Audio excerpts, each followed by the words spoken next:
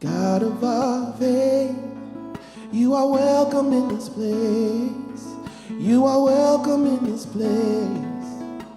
Holy God of our faith, you are welcome in this place. You are welcome in this place. Come fill our hearts up. Come fill our hearts up with your presence. Come fill our hearts up. Come fill our hearts up with your presence. Sweet Lord, sustain us. Sweet Lord, sustain us. Holy God of our faith, you are welcome in this place. You are welcome in this place. Holy God of our faith, you are welcome in this place. You are welcome in this place. Come fill our hearts up. Come fill our hearts up with your presence. Come fill our hearts up. Come fill our hearts up with your presence. Sweet Lord, sustain us. Sweet Lord, sustain us. You carry me. You carry me in the name of love. You carry me. You carry me in the name of love. You carry me.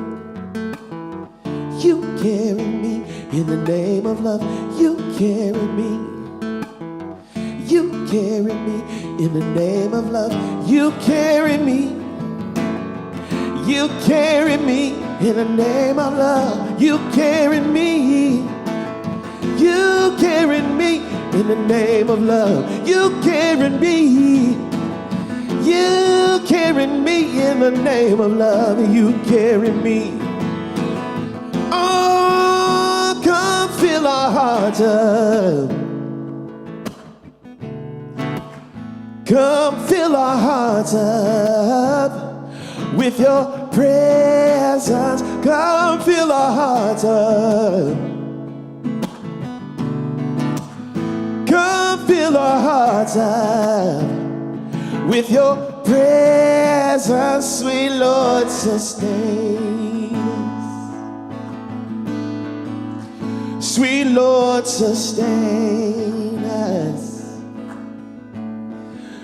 Sweet Lord, sustain us. Sweet Lord, sustain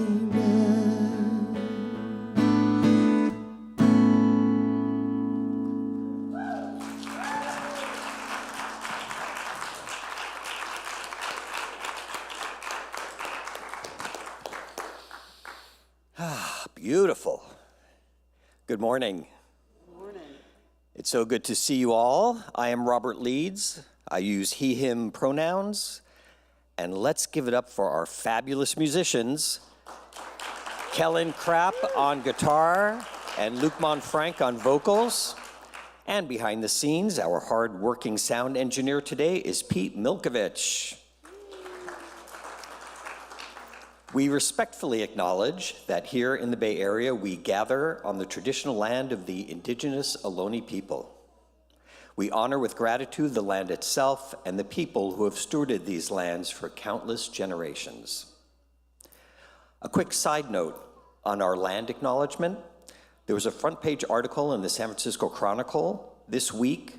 Movement Generation, which is an ecological justice nonprofit, and the Sogorea Te Land Trust, which is led by urban indigenous women, partnered to purchase 43 acres in the hills above Oakland to return it to indigenous stewardship.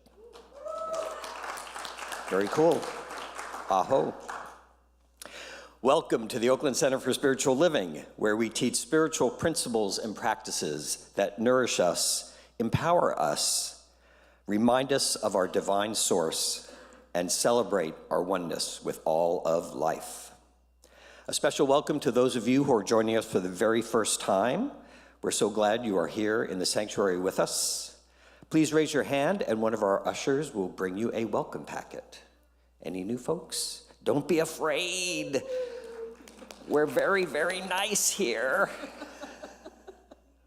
Also, a big welcome to everyone who's joining us on YouTube Live or Facebook Live. Make sure you sign up for our weekly newsletter so you can learn about all the cool things we have to offer here at the Oakland Center. Now, it is our custom to take a moment to bless our children, everywhere that they may be. It's up there. We bless all the children in our community and the world. We love you. We see you. We know the truth of who you are. You are unique expressions of God, and we are grateful to have you in our lives, and so it is. Masks are optional, but we ask that you wear them in the prayer room if you're participating in that after service because of the close seating. Just to be aware, the rate of COVID infections has been going up recently, so just remember that old proverb, trust in Allah, but tie your camel to the post. On Wednesday, August 2nd, the inimitable Paul Presutti continues the discussion on the standing stones. Meditation is at 6:30 p.m., service is at 7, and that is exclusively on Zoom. In about 2 weeks, on Saturday, August 12th, the Oakland Center will have a booth at the Laurel Street World Music Festival. Oh, yeah. That sounds like a terrific event. If you'd like to help, please contact Beth Van Arkel or Linda Wyman to help person that booth. Spiritual community is something we create together, so come be a part of the action. Volunteering is easy and fun. Here are some immediate service areas that need your support. Sunday coffee and tea setup, greeters and ushers on Sunday. our Wednesday Oasis virtual AV tech team, and the Sunday service AV tech team. For more details, please contact Constance Chapman. Her email is constance@oaklandcsl.org. We have several exciting upcoming events where we need your participation and volunteer support. Please spread the word about the many activities that are coming up in our beloved community. We're going to fill your dance card. On August 26th, the Summer Parking Lot Party. Now, you haven't partied until you've partied in our parking lot. Take my word for it. With also a silent auction coming up. I'm not sure exactly when that is. I think in September. On September 24th, New Member Sunday. On November 10th, an Evening of Blessings. November 17th, a music concert, and December 3rd, a holiday craft fair. So stay tuned for more details. Got a lot of fun things happening in the community. Fall classes and more spiritual enrichment activities are starting in September. Be cool and come to school. Stay tuned for more details on that too. This is the last day for 40% off everything in the bookstore, except for Linda Wyman. She's priceless.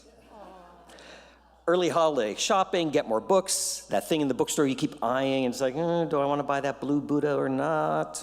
Yeah. You've been waiting, now's the time. The possibilities are endless. All right, well, this brings us to our vision and mission statement. If you're able to, please stand. The vision of the Oakland Center for Spiritual Living is to joyfully reveal the love and oneness of God.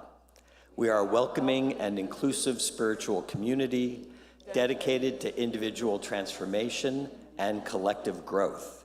Our purpose is to love, inspire, and serve our community and the world through education, music, prayer, and play. Go spread your light this week. God.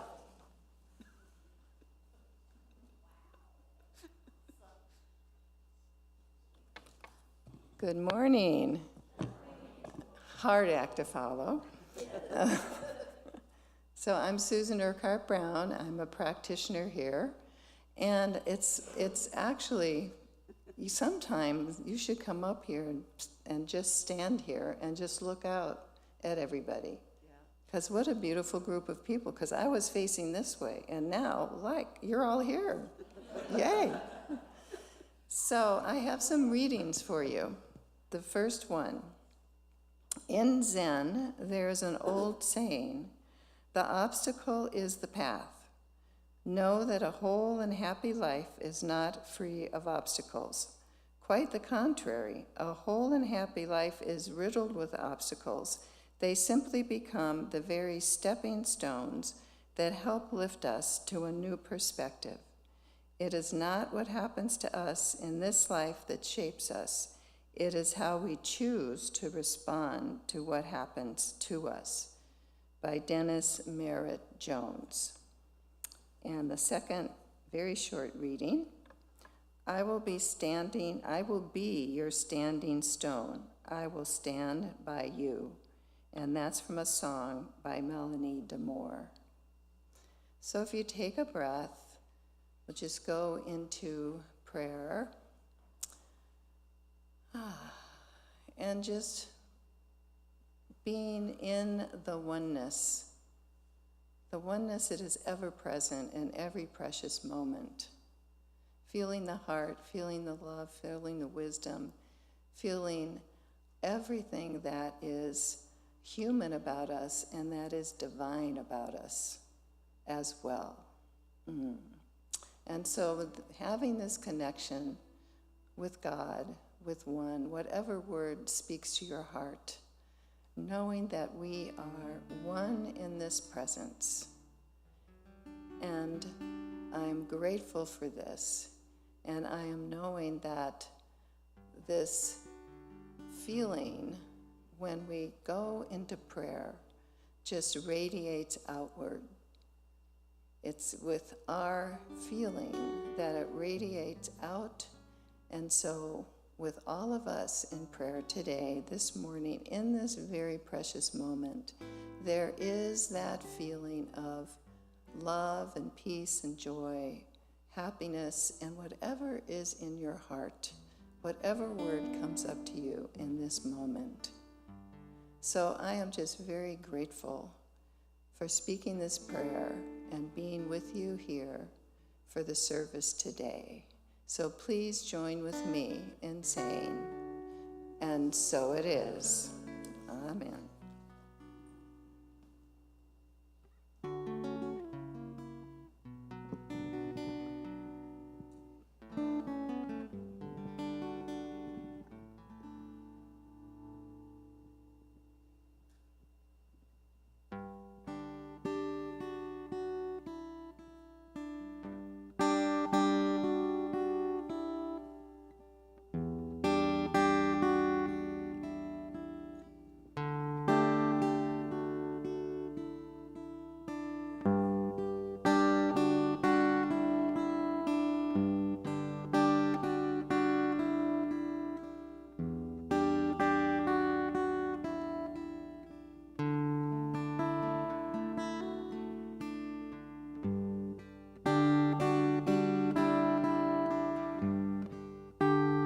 Rolling river guide,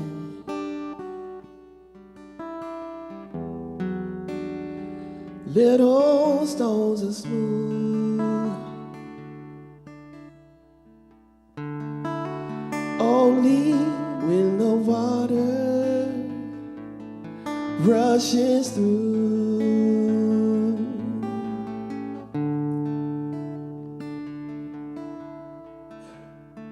So I am a stone, rough and grainy still, trying to reconcile this river's chill. But when I close my eyes and feel you rushing by, I know that time brings change, and change takes time. And when the sunset comes, my prayer would be this one, that you might pick me up and notice that I am.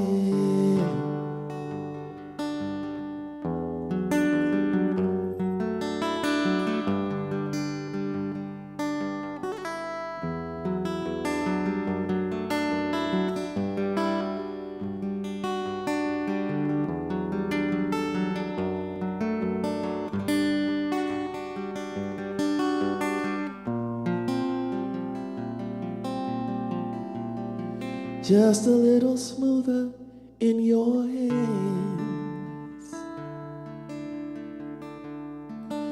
Sometimes raging wild,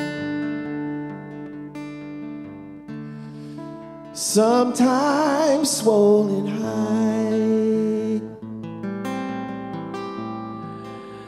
Never once I've known this river dry.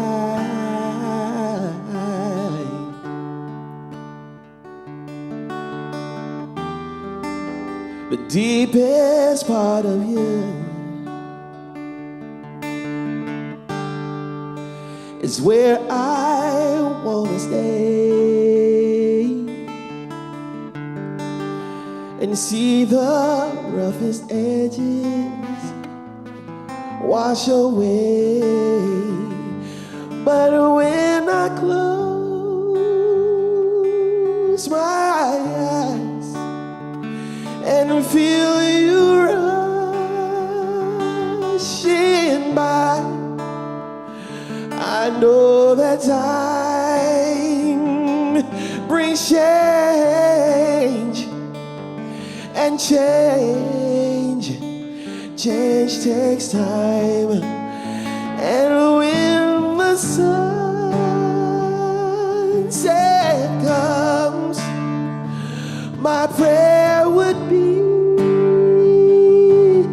this one, that you might pick me up and notice that I am.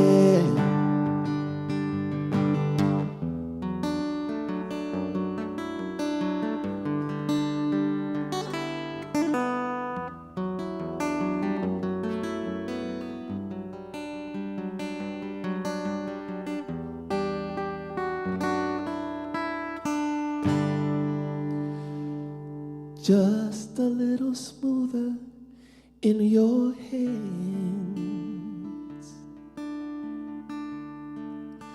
rolling river God,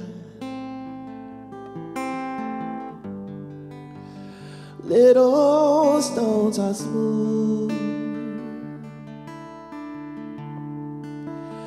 only when the water rushes through.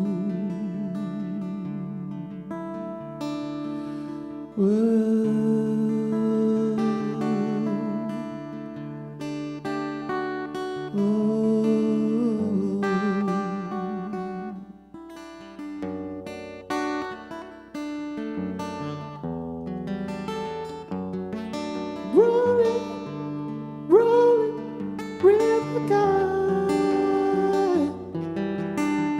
Yeah, yeah, yeah, yeah.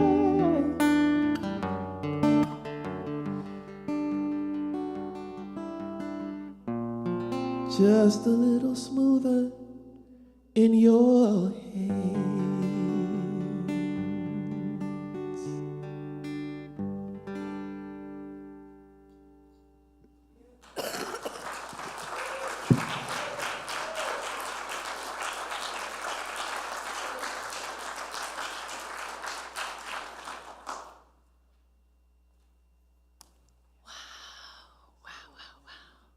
Let's give some love to our musicians this morning.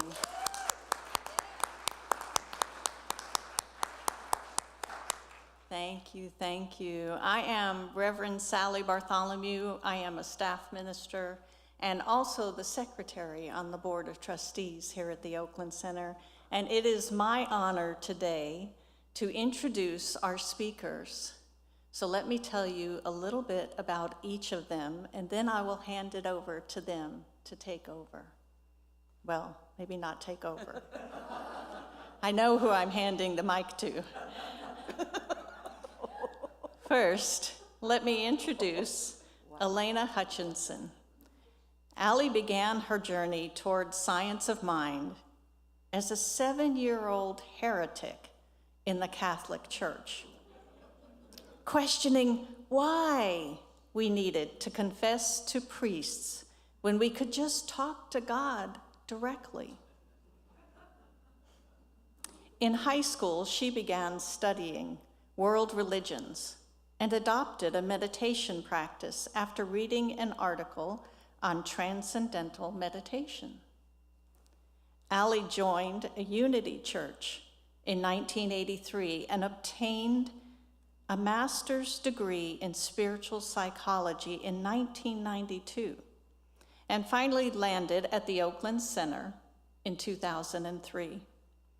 Her almost 30 years, it went by really fast, as a practicing psychotherapist have inspired her to explore how we can embrace more fully the paradox, the challenge and the adventure of being spiritual beings having a human experience. She is currently completing her ministerial studies with the Holmes Institute and is looking forward to becoming a licensed CSL minister in January of 2024. Let's give her a little love.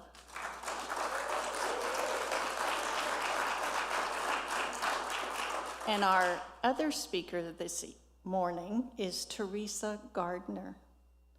Now, Teresa, for more than 4 decades, has touched countless lives of people worldwide who seek to live more courageously and authentically in their unique expression as beloveds of the divine. Yes. She has dedicated her life with curiosity and passion and service in our great awakening. Next month, Teresa will become a licensed religious science minister. Yes! Continuing to be a beacon of light as she teaches our science of mind tools and practices for everyday living. She can be found online most mornings over the last 1.5 years, leading her community practice in prayer, love, and contemplation. And she invites you to join her. There's a sign-up sheet in the foyer if you didn't notice it when you came in. She is a radiant example of a life lived in faith and conviction, and is here to support us in allowing our greatest vision and purpose to be more fully realized. Let's give a little love to Teresa. And I will call up Allie.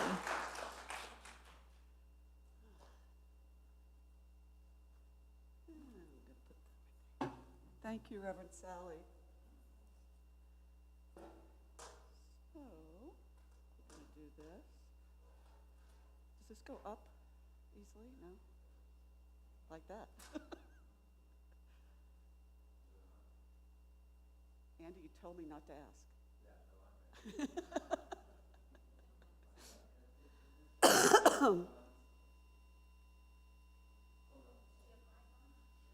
Mike? Somewhere. Right there.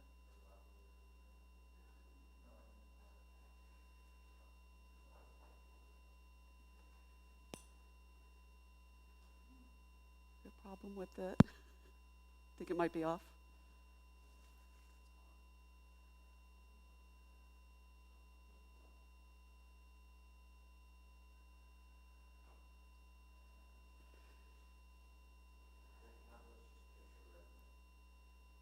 Okay. See if that's working. I assume he'll let me know. No? Yes? Yeah. Technology. Good morning, OCSL. So one summer, I was about 8 years old, out in the backyard playing, and I see my dad sitting there, cross-legged, hand on his chin on his hands, and just staring at this lawnmower upside down in front of him. 5 minutes later, he's still doing the same thing. So I go over to see what's going on, and he says, yeah, it's broken. I'm trying to figure out what's going on. A little bit louder. But it was as if he was just sitting and staring and waiting for it to speak to him. So I sat down with him, cross-legged, like him, chin in my hands. We sat there in silence for a while. And after a few minutes, he looked at me and smiled and said, I know what's wrong. Jumped up, went to the hardware store. A few minutes later, the air is filled again with the noise of the mower, that smell of freshly mown grass, right? That wasn't the only time I'd seen him do that. He did it with lots of things, lawnmowers and woodworking projects and horses, and even with me. And over time, I realized that was a pretty good way to deal with circumstances in life that weren't going the way you'd like. Get quiet. Let some understanding bubble up from inside. Let the thing itself speak to you. So what does this have to do with standing stones? That's our topic for this week, right? Standing stones. Can we have the first slide up? If standing stones doesn't ring a bell, you may be familiar with this very famous example, Stonehenge. You may have visited it. The challenge that CSL gave us this week was to somehow relate standing stones to the topic for the month, the theme, which is speaking truth to circumstances. So that's what we do when we do a spiritual mind treatment, right? We take the circumstances of our life that we don't prefer, we bring them to mind, or we bring them to a practitioner, and somehow we bring spiritual truth to that. We remember, as our Declaration of Principles says, that we are spiritual beings that happen to be in the midst of a human experience. We remember that behind, underneath, within every circumstance that we could possibly encounter on the human realm, there is within that a deeper truth. An example is something my practitioner has said to me: you may not feel safe in this circumstance, but safety is. In spiritual mind treatment, we take our little human truths and we wrap them in God's bigger truth. And guess which one will win out if we let it? So when I started looking into what's the relationship between standing stones and speaking truth to circumstances, I, of course, went to the Google machine, and I found not much. It turns out we don't know very much about the standing stones, except that they obviously exist. They've been found over a huge swath of the globe, different cultures, different times, 50,000 in Europe, Northern Europe alone. But they were erected 7, maybe 10,000 years ago, before there was any writing to explain what people were doing. So I realized if I wanted to understand the standing stones, I would have to kind of use my dad's method. I would have to let them speak to me. So if we do that, if we just be with them and let them talk to us, observe them, the first thing we notice is their size. Can I get the second slide? They're enormous. Some of them were like 25 tons, as tall as 30 feet. Now, that may not seem astounding to us in the 21st century, but we have a different perspective than the people who erected that. So what I'm thinking is, if you'll indulge me for a moment, let's do a little thought experiment. I invite you to close your eyes for a second. Imagine that you were a person living 7,000, 8,000 years ago. Your house, made of twigs and clay, is probably a little taller than you are and a whopping 8 feet across. It may be the tallest man-made thing you've ever seen. If you're not in the city, you haven't encountered the modern inventions like bronze tools and irrigation and writing and the wheel. But you're traveling at night, it's a little dark, and then all of a sudden the moon breaks through the clouds and illuminates the fields around you, and there in front of you, blocking out the stars, is this enormous thing. Not a tree, a rock, bigger than anything you've ever seen before. That, how could it even be there? Where did it come from? Imagine the sense of awe and wonder you would feel in that situation. This thing that almost seems to connect the earth and the sky. Even today in our modern world, we can let the stones inspire a little bit of wonder in us. Imagine tons of stone carried across hundreds of miles by people who didn't have roads or machinery or even wheels in a community project that would go on for 400 years sometimes. Generation after generation. And they're still there. And I invite you to open your eyes again if you like and notice that reaching toward the sky, they remind us that throughout history, people like us have looked up into the night sky and seen something vast and eternal and realized that they are part of that. The standing stones are often placed in geometric patterns that perfectly align with the stars or with the seasons. At Stonehenge, there is a moment when the sun rises on the summer solstice, the only time of the year at sunrise, where the light of the sun hits the exact center of the monument where the altar is. the only day. The builders connected with their stones, Mother Earth and Father Sky, the way we like to connect our human selves with our divine self. We see it in the height of the stones. We see it in the arches of Gothic cathedrals that we've built. We see it in the steeple of every village church. And we see it in our window, right? The stones can remind us when they speak to us to stop. In the middle of managing all our human circumstances, allow ourselves to experience wonder for just a moment. Last year, that was our theme, right? Wonder. And we learned that wonder and awe are emotions that kind of jolt us out of our everyday mundane existence and really connect us with a sense of oneness.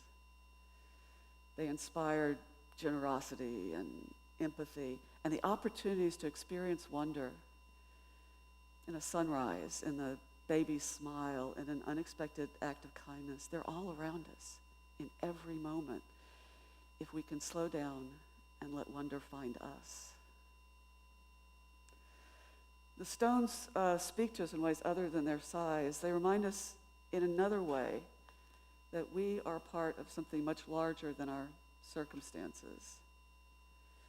They're surrounded by fields and villages that change with the seasons, crops that wither and die, people who live full lives and pass on, and the stones are still there.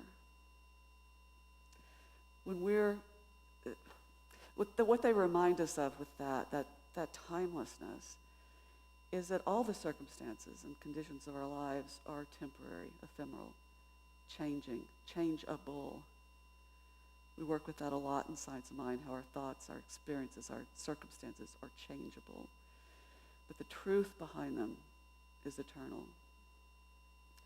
So when we're faced with human conditions and circumstances that we don't particularly like, when we feel lost, when we feel like this is going to last forever, it's going to break me, can we remember that right in that circumstance, there's something bigger going on? That in the midst of, say, lack, there's the potential for abundance, always. In the middle of heartbreak, there is love. In the middle of grief, there's the promise of peace. If we can be still enough to let the truth that's in that circumstance speak to us. Be still enough. Can we go to the next slide? I think that's the right one. Actually, you can go one more. I thought I had missed one. There we go. The third thing that's obvious when you look at the stones is that they didn't get there looking like that by themselves, right? There's an organization in Pennsylvania that is building a circle of standing stones on their property using only the technology that the people had who built that. One participant shared that experience of coming together, that one spiritual experience they're all sharing in doing that year after year. She said the stones forced you to slow down because you can't move a 2,000-pound rock by hand mindlessly, right? She described the need to have a certain level of trust, to put aside disagreements, differences, anger, hurt, because that person you're upset with in the morning might be the person who's keeping 2,000 pounds of rock from crashing down on you in the afternoon.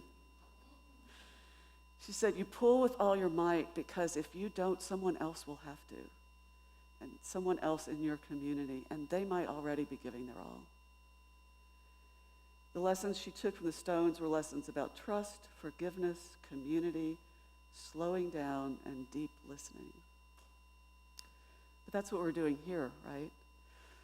Some of us are new, some brand new. Some of us have been here 5, 10, 20 years. But what we're doing requires exactly that level of trust and forgiveness and commitment and generosity and mindfulness and attunement. Our standing stones may not be visible, but they're here. They're here in the roles we take, in the relationships that we nurture here. They're here in our willingness when we get upset with someone to not react, to pause and look deeply into the situation and find the deeper truth that's there. There's one thing I learned from Stonehenge research that I did. Recently, apparently, scientists discovered that the boulders that make up the monuments are composed of sand-sized quartz grains cemented together by an interlocking mosaic of quartz crystals. That's what makes them almost impervious to erosion. That's why they still look that way. I took a little deeper dive and discovered that quartz is luminescent. When it's exposed to light, it glows. It creates its own light. So here's Stonehenge, apparently designed to celebrate the connection between earth and sky. And when the stones of Stonehenge are hit with the sun, they respond with their own light. Light from this world meeting light from outside of this world. So I think the lessons of the stones is this: ordinary things, ordinary circumstances, they will speak to us of deeper things if we take the time to listen. The stones in particular speak to us of constancy and connection and community. Those enormous stones that are impervious to weather, to time, to circumstance, they may look like ordinary gray rocks. But inside of them, present in, as, and through them, is something else entirely. The truth is, they are light. So are we. Thank you.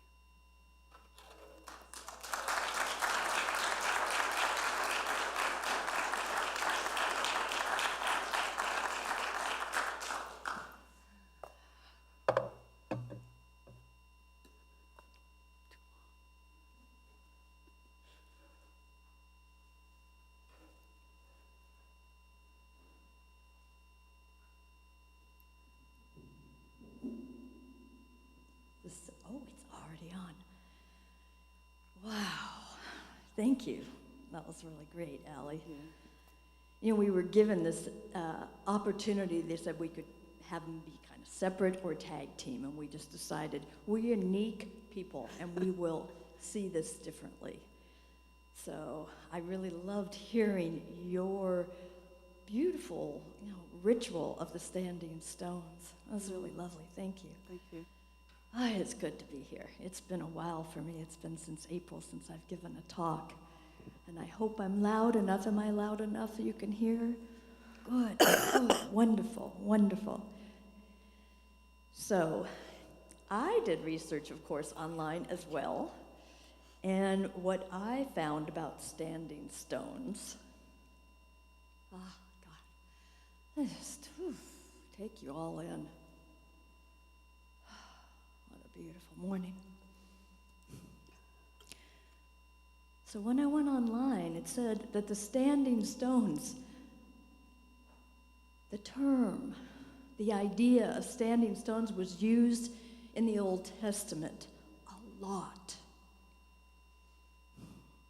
And it was used as a memorial of God's blessing and greatness.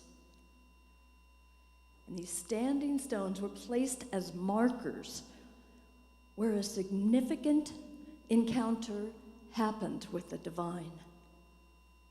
They were left as reminders.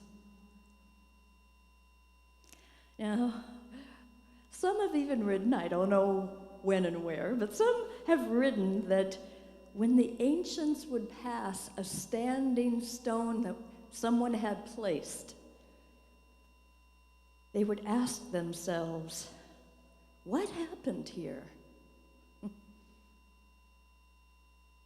It was a place to ask and go in and ask, what happened here? There was some obstacle, some divine intervention where people took a moment in time to see that this obstacle, this standing stone, and we can use it metaphorically, but it's a reminder of a circumstance that happened, an appearance of something that happened, where those folks, those ancients, I like to think, stepped up and deepened in their truth And when that obstacle came, because these stones are placed at special places where big events happened, where people stepped forward and said, not on my watch here. Not on my watch. I know the truth here. I see beyond the circumstances here, and I speak my word, knowing that this obstacle is not the true thing going on here, that we are one, that there is something other than the seemingly circumstance that seems to be blocking our way. I love this. I have chills. A chance to step forward when these circumstances and these obstacles present themselves. We can dive in and say, I know the truth of my life. I know the truth of your life.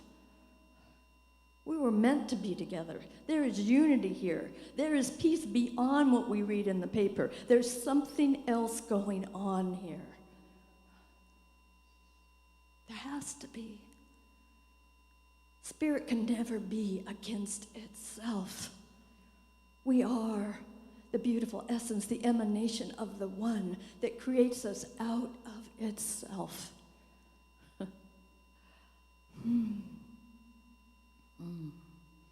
So calling out truth to the circumstance, to the thing that we think is our obstacle. So I want to tell you about this one great thing that I think about a lot when I come up against circumstances that I feel like, oh my goodness, I don't know how to get past this one. So I can remember. I call these anchoring places, and somewhere in my prerequisites here, when I was being taught in these great classes we have here, someone mentioned, maybe it was even you, Andy, that there's these anchoring things that we use to remember the truth. So there I was in a ministerial class with a beloved, she was my favorite study buddy, and we were in a ministerial class. It was called Science and Spirituality. It's a quantum physics class. It was, oh my God, we'd been on the phone for a couple hours already, on and off for maybe 5 hours that evening. And so it was late, 11:30, and the air was thick, and there wasn't anything moving. And we had a final we were studying for. I just wanted to pass. All of a sudden, she says, I know it doesn't have to be this hard. It cleared the air. I know it doesn't have to be this hard. We hung up. I put my fingers to the computer for my document, for my final, and it flowed.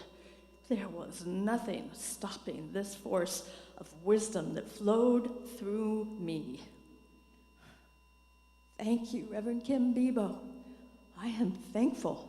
I use this all the time.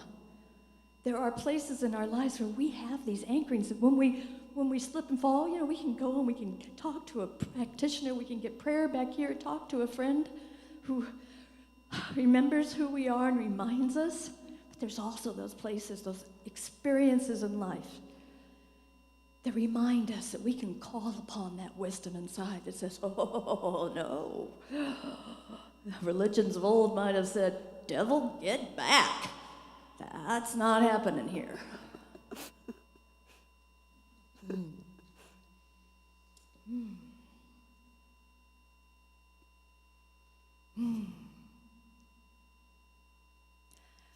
There's this great quote by our founder, Ernest Holmes, and many of you have heard it before.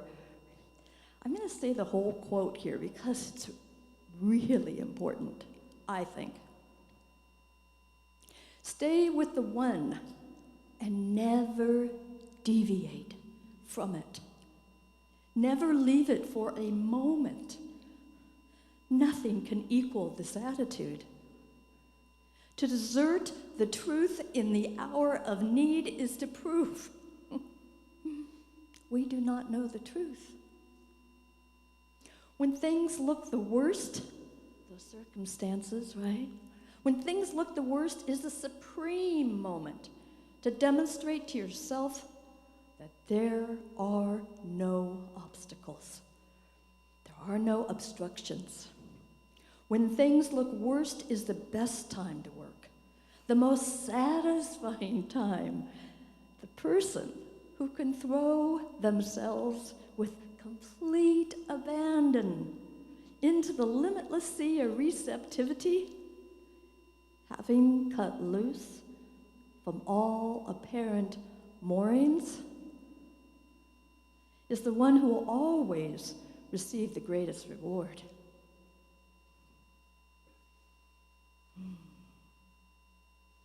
So where are the anchors in your life? When I heard that mentioned a long time ago, it stuck with me. So I started looking around. I didn't even know what it meant. Anchors, anchors. So this all reminds us to deepen in faith. It does for me. It's like everything points back to deepening in my spiritual practice. If I'm up against something and I'm feeling lost and it's feeling dark and I don't know the way out of here, one thing I do know, deepen in your spiritual practice. Get your relationship with the beloved together. You are the beloved's beloved.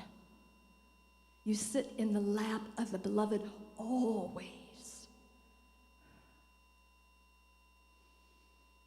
Life is calling you back home to a greater relationship with your highest self,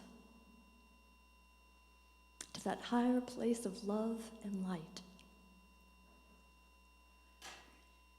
So just a little plug here.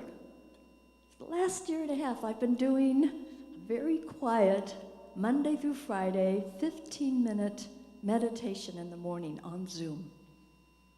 There's been a small group of us determined that we will practice our relationship and lean in and contemplate the beloved as our life and set the tone for our day. So it makes it much easier to go up against, there's a lot going on here. We're spiritual warriors here, right? So this is part of the surrendering into the one and remembering. So I invite each of you to come and join. Come check it out. I have a sign-up sheet out front. Also a little takeaway. I'll send you a link if it's easier just to click on it, but there's also a little takeaway. You can grab my card there. There's a quote on the back from Ernest Holmes. Love to see you. This is a good day, a good life. Let's roll up our sleeves here. This is the Great Awakening. Thank you.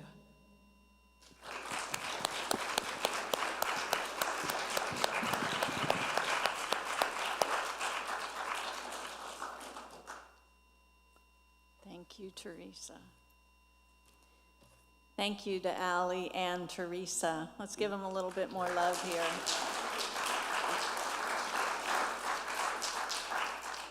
So this is our time of prayer, and as Dodie's bringing up the prayer box, I invite us to settle in, close your eyes, get comfortable.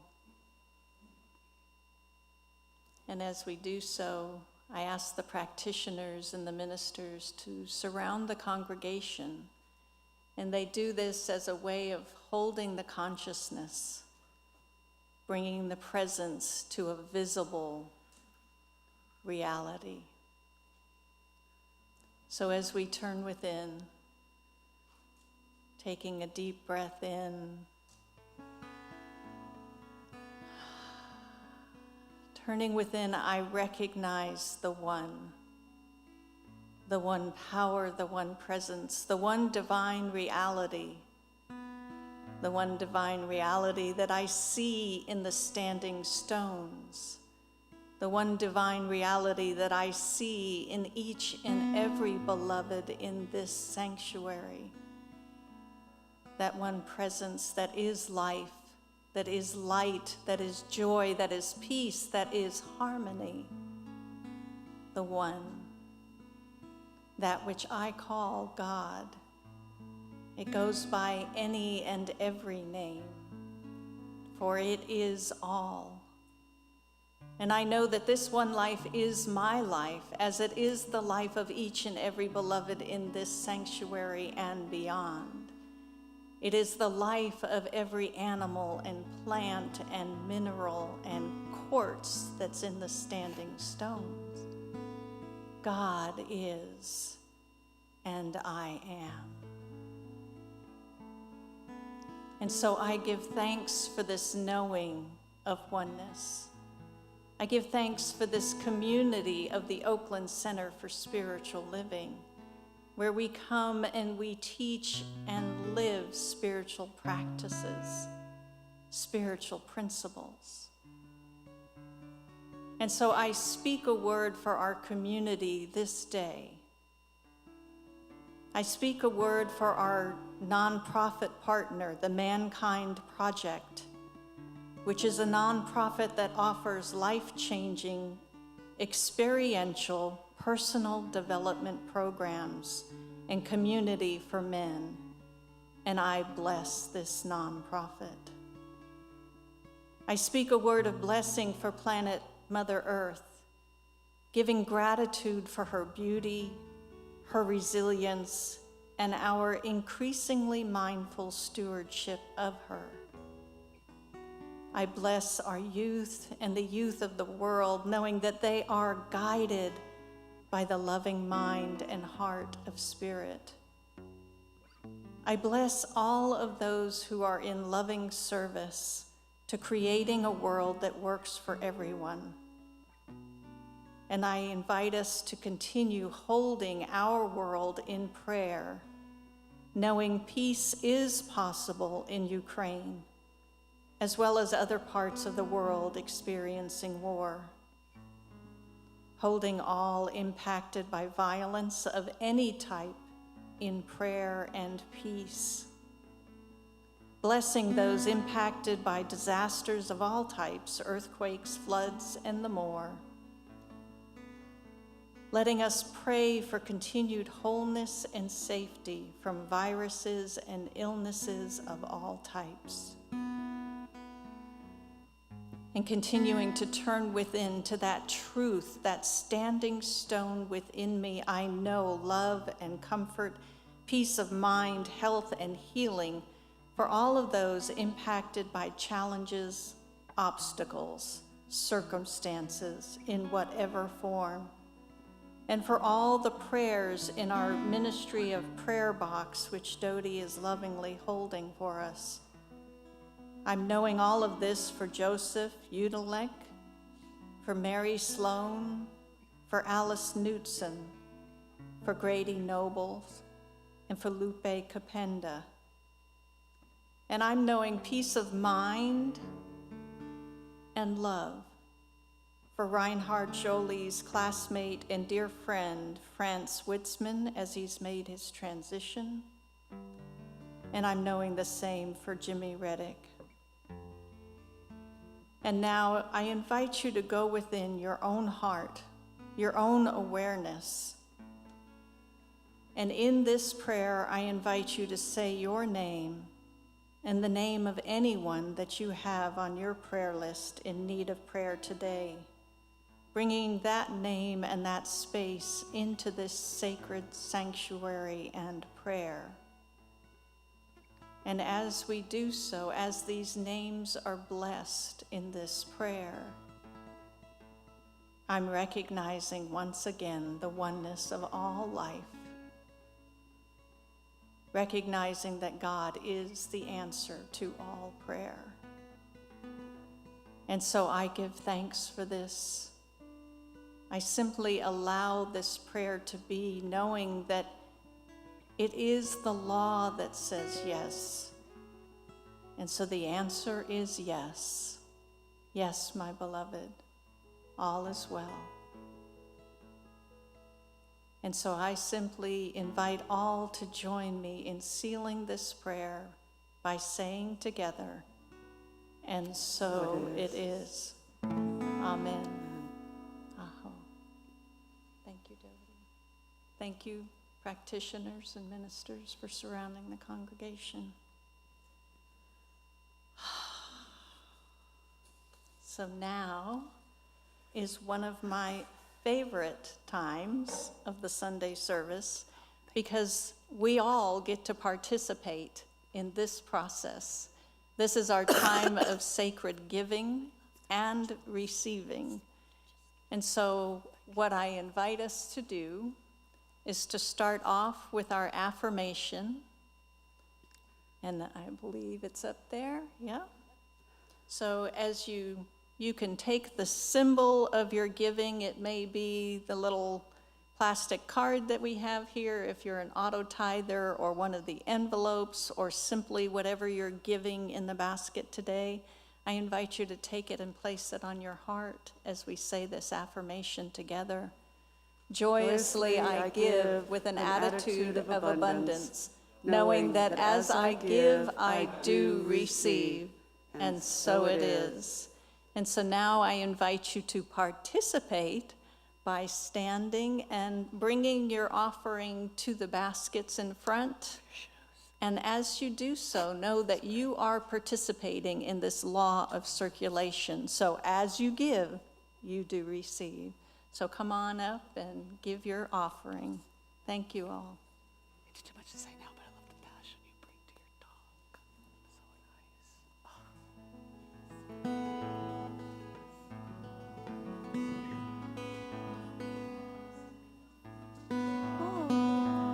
nice.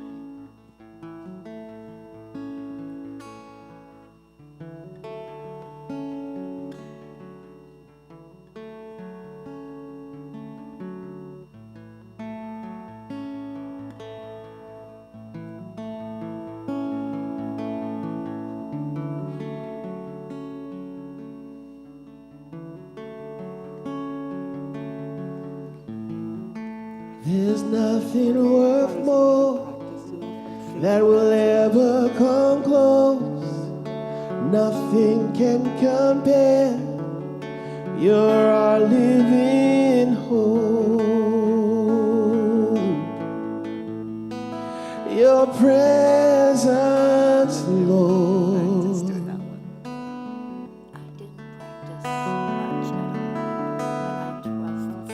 I've tasted and seen of the sweetest of loves, where my heart becomes free and my shame is undone.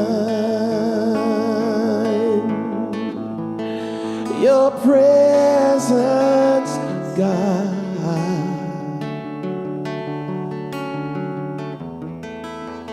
Holy Spirit, you are welcome here.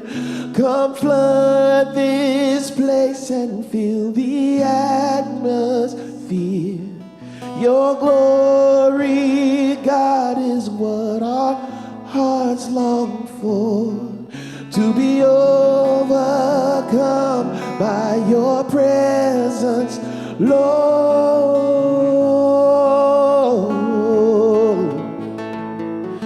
Your presence, Lord.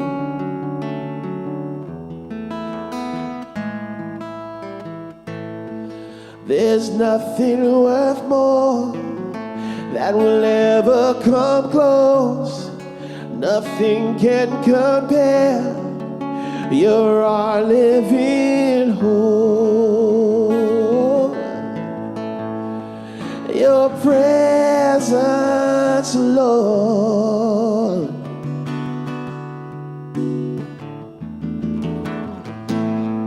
I've tasted and seen of the sweetest of love, where my heart becomes clean and my shame is undone. Your presence, Lord. Holy Spirit, you are welcome here. Come flood this place and fill the atmosphere. Your glory, God, is what our hearts long for. To be overcome by your presence, Lord.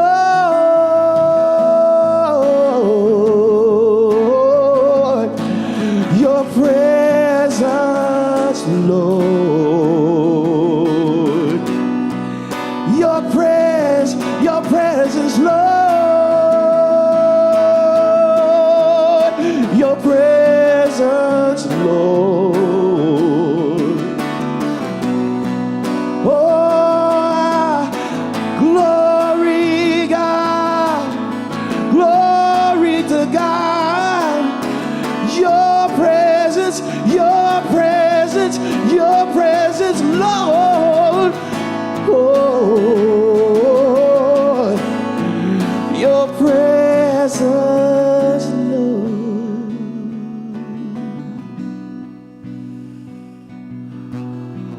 Holy Spirit, you are welcome here. Come flood this place and fill the atmosphere. Your glory, God, is what our hearts long for. To be overcome by your presence, Lord.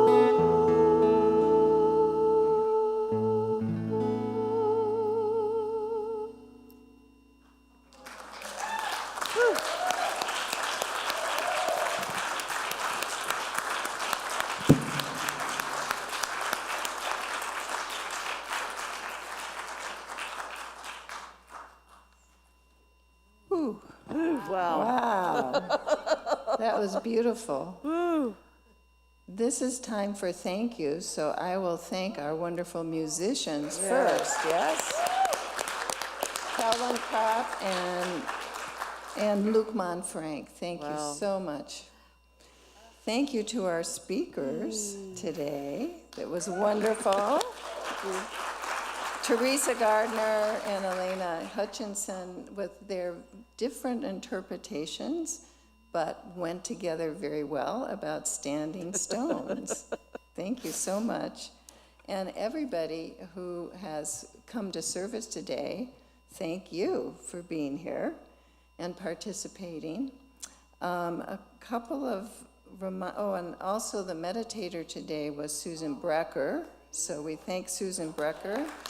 And how could I forget Robert Leeds, our announcer? So I hope you remember everything he told you. It was quite a long list, so there'll be a test afterwards. Practitioners, prayer practitioners do a lot here at the center, and one thing we do is after Sunday service is we have prayer in the prayer room in the back. So if there's anything on your heart that you would like prayer for, please go back and we'll be happy to pray for you or with you. And also some practitioners also do spiritual coaching, and we have our business cards in the foyer in the social hall. And you can also request prayer through the Ministry of Prayer, which is the prayer box back there. And so you can write your prayer, and you notice today we prayed on that during service. And practitioners pray on those longer than just one service. So, okay. So just a reminder, our guest speakers will be out there to greet you in the courtyard at the door. So as you go out, say hi to them and thank them, or whatever wonderful thing you would like to tell them about their talk today. And, and of course, the bookstore, which apparently still has that 40% discount. Door's right there. So after you see the ministers, bookstore is next. Blue Buddha. And I guess apparently a Don't blue say that, Buddha. somebody will get it before you. Okay, so it is time for our closing affirmation. If you would like to stand and read the affirmation together. We believe the ultimate goal of life is complete freedom from all discord of every nature, and that this goal is sure to be attained by all. Aho. And now, our closing song.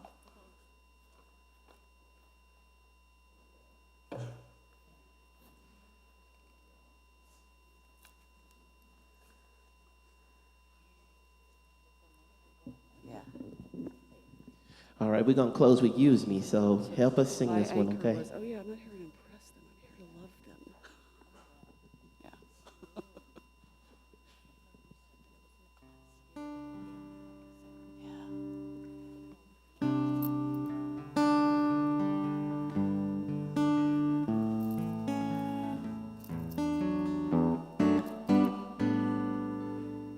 But I still have my mic on. Use me, oh God, I stand for you, and here I'll abide as you show me all that I must do.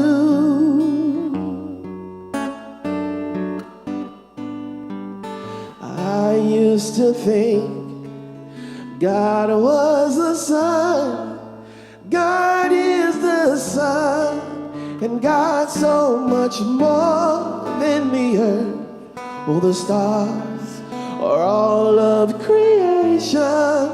God is creator, makes all things new.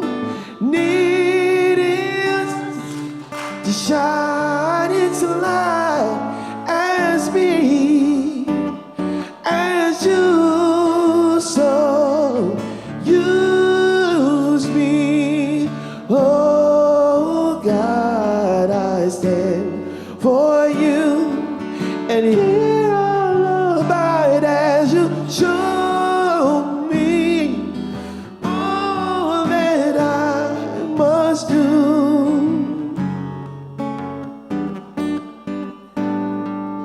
Command my hands, what must they do? Command my life, it's here for you. God is the love that heals all creation. God is creator, makes all things new. And God needs us to shine its light as me, as you, so use me, oh God, I stand for you, and here I'll abide as you show me all that I must do. One more time. Use me, oh God, I stand for you, and here I'll abide as you show me all that I must do. Show me all that I must do. Yeah. All that I must do. Show me all that I must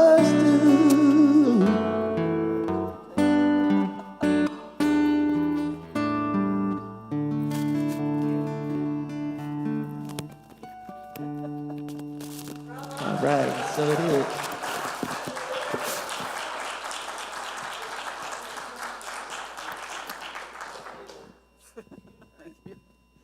Hold on to that so I can turn it.